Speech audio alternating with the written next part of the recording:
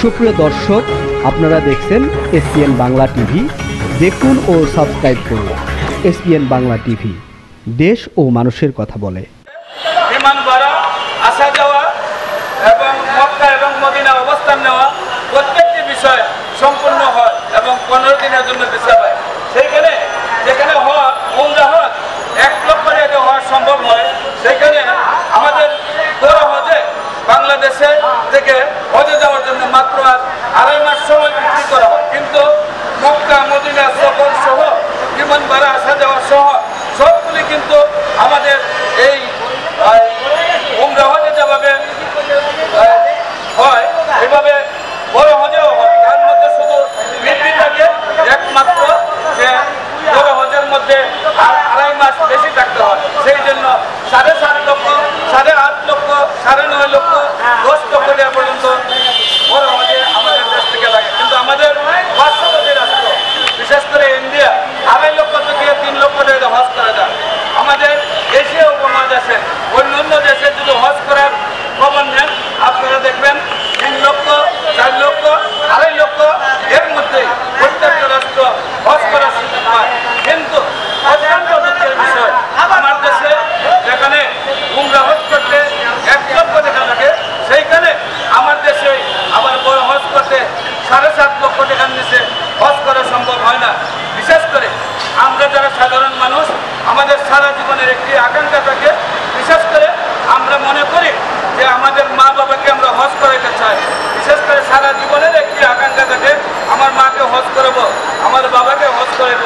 যদি সেই হজের টাকাতে 3 লক্ষ টাকা হতো, অন্যান্য আমাদের যে পার্শ্ববর্তী বিশেষ করে শ্রীলঙ্কা, মক্কা শরীফ থেকে দূরত্ব আমাদের চেয়ে বেশি, অথচ তাদের হজ হয় 3 লক্ষ টাকায়, আর আমাদের লাগে 7.5 লক্ষ টাকা। তাই হজ নিয়ে যেভাবে বাণিজ্য হচ্ছে, আমরা বর্তমান সরকারের কাছে দাবি জানাচ্ছি যে উমরা হজ যেহেতু 1 লক্ষ টাকা, বড় হজ যেন 3 লক্ষ টাকার ভিতর করে দেওয়া হয়। বড় হজ 3 লক্ষ টাকা হলে এদেশের সাধারণ মানুষ হজ করার সুযোগ পাবে। সাধারণ মানুষের যে আকাঙ্ক্ষা থাকে, বিশেষ করে আমরা যারা সাংবাদিক ভাইরা আছেন, বিশেষ করে যারা সাধারণ মানুষরা রয়েছে, বিশেষ করে যারা আমরা বিভিন্ন পেশায় আছি, প্রত্যেকে আমাদের কাছে সারা জীবনের একটি আকাঙ্ক্ষা থাকে, আমার আম্মা যেন হজ করতে পারে, আমার আব্বু যেন হজ করতে পারে, আমার ভাই যেন হজ করতে পারে, আমার দাদা দাদু যেন হজ করতে পারে। কিন্তু এই আকাঙ্ক্ষাটা 7.5 লক্ষ টাকা থাকার কারণে আমরা কিন্তু সেই হজটা পালন করতে পারছি না অনেকে।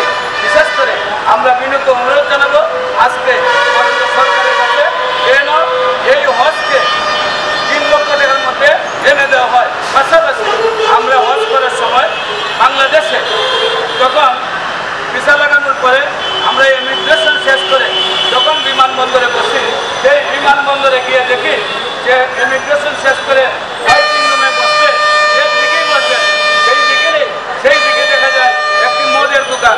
আমরা বলবো যে বিমানবন্দরের নাম দেওয়া হয়েছে শাহজালাল আন্তর্জাতিক বিমানবন্দর। আল্লাহর ওলির নামে, বাংলাদেশের শ্রেষ্ঠ ওলির নামে বিমানবন্দরের নাম দিয়ে সেইখানে সেই বিমানবন্দর দিয়ে হজ করতে গেলে আমরা হজকার যেখানে বিমানবন্দরের ভিতরে শুধু মদের দোকান দেখতে পাই। অত্যন্ত কষ্ট লেগেছিল। আমিও যখন হজে যাই, তখন ইমিগ্রেশন শেষ করে যখন বসতে গেছি, আমাদেরকে সিলেক্ট করে দিচ্ছে আপনারা এখানে বসবেন, অন্য জায়গায় বসবেন না। কিন্তু টাকা এদিকে চতুর্দিকে মদের দোকান, কথা না মেনে উত্তরে দক্ষিণে পূর্বে পশ্চিমে যেখানেই বসতে চেয়েছি, যে জায়গায় গিয়েছি যেখানে শুধু মদের দোকান আর মদের দোকান। আমরা বলবো হজ করার জন্য একটি মানুষ যেমন পবিত্র মন নিয়ে হজ করতে চায়, বিমানবন্দরে গেলে যেন এই মদের দোকানগুলি না দেখতে হয়, সেই ব্যাপারে সরকার পদক্ষেপ গ্রহণ করবে। এবং আমরা বিমানবন্দর ওয়েটিংয়ের পরে যখন আমরা বিমানে উঠি, তখন দেখা যায় যে সেই বিমান বালাগুলি 100 সুন্দরীর মধ্যে 11 জন সুন্দরীকে এনে রাখা হয় এবং তাদেরকে হাফ প্যান্ট করে আপনার 8 রুমের কাপড় রাখা হয় এবং ওই অর্থভাবে সেই 8 ঘন্টা 9 ঘন্টা বিমানের মধ্যে সেই হাজিদেরকে সার্ভিস দিচ্ছে।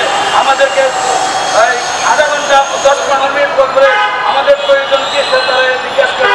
আমরা যেখানে পবিত্র মন নিয়ে হজ করতে যাব, সেইখানে যদি বিমানবালারা আমাদের সামনে এমনিভাবে আসে আসে তাহলে হজের পবিত্রতা রক্ষা হয় না।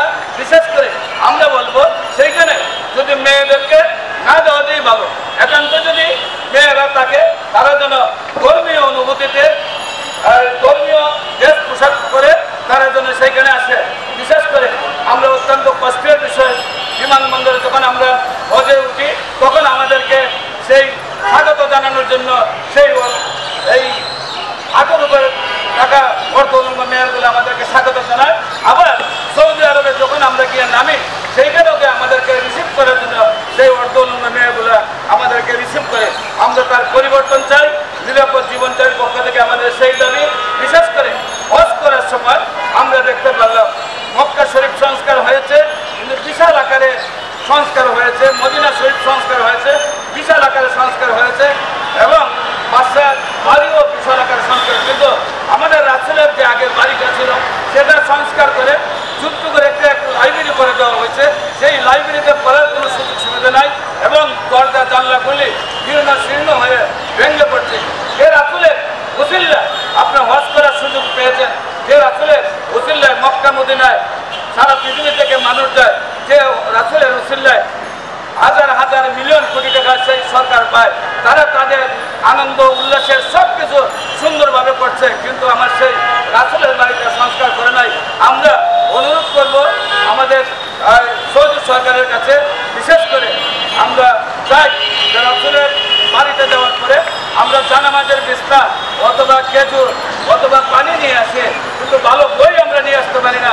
রাসূলের বাড়িতে যে লাইব্রেরিটা করা হয়েছে এটাকে এমনভাবে সংস্কার করা হোক, যারা হজ করার পরে যেন তারা সেইখানে সেই কোটি কোটি মানুষ বই পড়ার সুযোগ পায় এবং ইসলামী বই সারা বিশ্বে যেন তারা নেওয়ার সুযোগ পায়। সেইখানে পর্যাপ্ত পরিমাণে বই বিক্রয়ের ব্যবস্থা করা হোক, পর্যাপ্ত পরিমাণে লাইব্রেরিটাকে সংস্কার করে সুন্দর করা হোক এবং রাসূলের বাড়ি দেখে যেন সবাই মনটা সন্তুষ্ট হয় সেইভাবে ব্যবস্থা করা। কিন্তু এখন রাসূলের বাড়িতে মিউজিয়াম দেখা যাচ্ছে, সেটা দেখে মুসলমানদের অন্তরে আরো কষ্ট লাগে।